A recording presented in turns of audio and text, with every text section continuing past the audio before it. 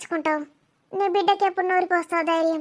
ఏం చేసుడు మరి, గిట్లున్నది జ్యోతి నా పరిస్థితి. ఈ బొంబాయి ఎక్కుంటేనే నా బిడ్డను ఎట్లన్నా వేసి మళ్ళీ అడదోల కొడుతుంది. మా అల్లుని కన్నా బుద్ధచ్చి తట్టు ఎత్తది. ఇప్పుడు ఇక గిమె పోతే నా బిడ్డ పరిస్థితి ఏంటి?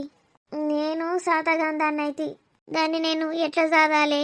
ఇగో ఇంకా గీ పిల్ల పుట్టే, కొడుకన్నా పుట్టకపోయే, మొగుడు లేకుండా అది బతుకుడే కష్టం. ఇంకా గీ ఆడపిల్లని కన్నది, దీన్ని ఎట్లా సాత్తది?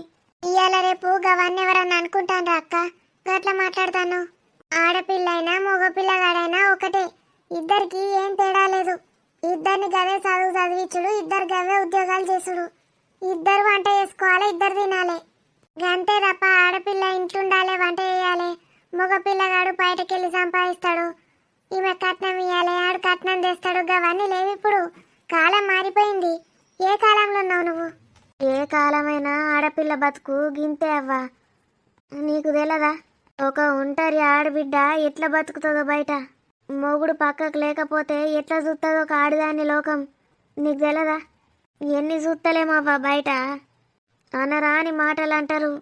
మొగుడు లేకపోతే ఇల్లు కిరాయి కూడా ఇయ్యడెవడు.